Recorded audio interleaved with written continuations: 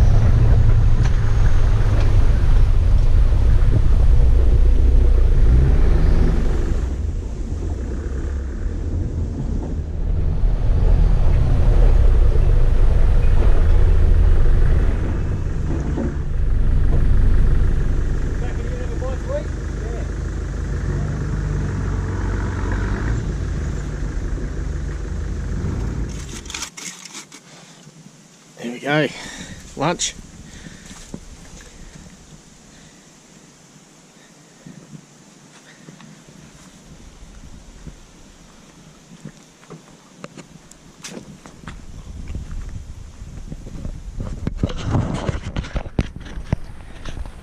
So we're heading down the bottom of King Billy track now. The fog's cleared on this side of the mountains.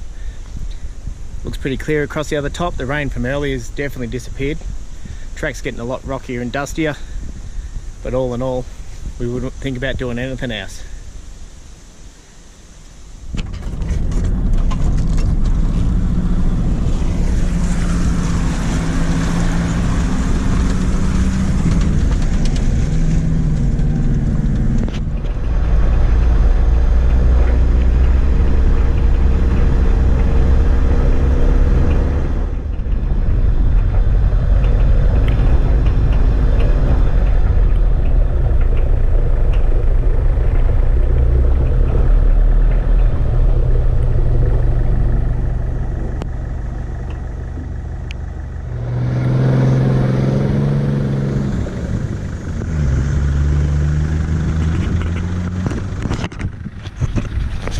Righto, here we are at the rock scree on King Billy track. Now, if anyone can let me know or send a message or just a DM, even via my Instagram page, which is offroad_touring_life, and let us know your thoughts on how this rock scree come to be here.